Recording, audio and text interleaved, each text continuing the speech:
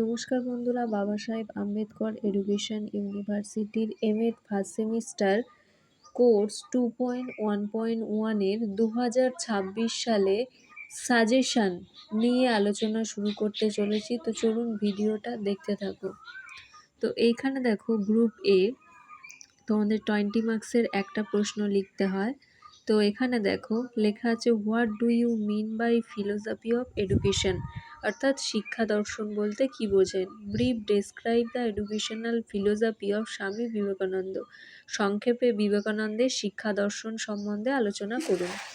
Next প্রশ্ন, discuss educational right of minorities and disadvantage group, সংখ্যালঘু ও পিছিয়ে পড়া শ্রেণীর শিক্ষার অধিকারগুলি আলোচনা করুন।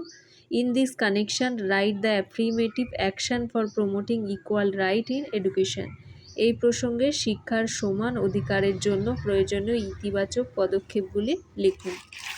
নেক্সট প্রশ্নে আমরা যাব, লেখা আছে, discuss the historical evaluation of education in India and it's emerge of modern system of education, অর্থাৎ ভারতীয় শিক্ষার ঐতিহাসিক বিবর্তনের ধারা আর আধুনিক শিক্ষাক্ষেত্রে তার প্রাসঙ্গিকতা আলোচনা করো।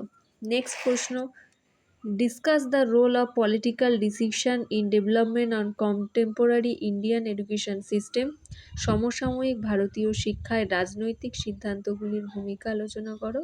Analyse the process of Indian constitution and legal basis underlying educational policies and practice, শিক্ষানীতি ও চর্চায় ভারতীয় সংবিধান ও আইনি ধারার প্রক্রিয়াগুলি বিশ্লেষণ করুন।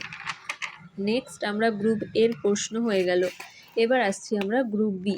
গ্রুপ বিতে দেখো কিন্তু তোমাদের 10 নম্বরের প্রশ্ন 4টে লিখতে হয়, তাহলে 4 10 হচ্ছে 40।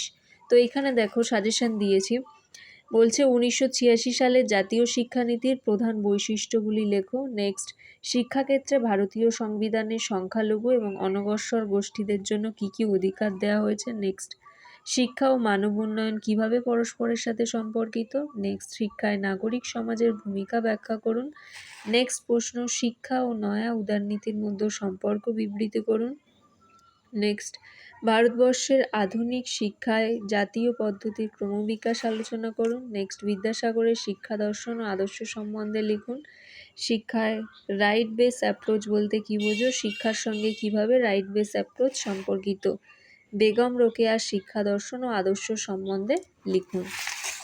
নেক্সট প্রশ্ন, সমকালীন ভারতীয় শিক্ষার প্রতিবন্ধকতাগুলি কী কী, যে কোনো দেশের শিক্ষা বিকাশে অর্থনীতি কিভাবে প্রভাবিত করে। দারিদ্র্য বলতে কী বোঝো, দারিদ্র্য দূরীকরণে শিক্ষার ভূমিকা আলোচনা করুন। ইনক্লুশন ইন এডুকেশন সম্বন্ধে শিক্ষাক্ষেত্রে তার প্রভাব সংক্ষেপে লিখুন। এবার আসছে আমাদের গ্রুপ সি। গ্রুপ সিতে সাধারণত টিকা আকারে প্রশ্ন থাকে। 5 নম্বরে 2টো প্রশ্ন থাকে, 5 দুগুণে 10। প্রথম প্রশ্ন হচ্ছে, সুনাগরিকত্ব গঠনে শিক্ষা, education for good citizenship. Next, বুনিয়াদী শিক্ষা, বেসিক এডুকেশন।